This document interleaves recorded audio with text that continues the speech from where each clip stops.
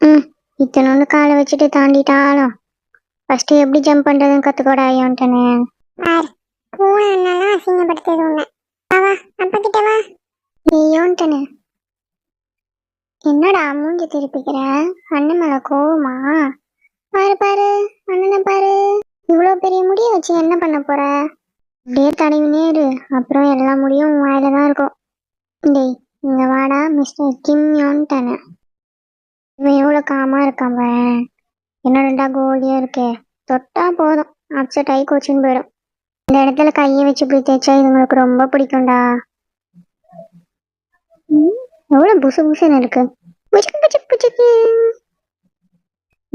நைஸா வரலான்னு பார்க்குறல. ஜோன்டன் இங்க வா.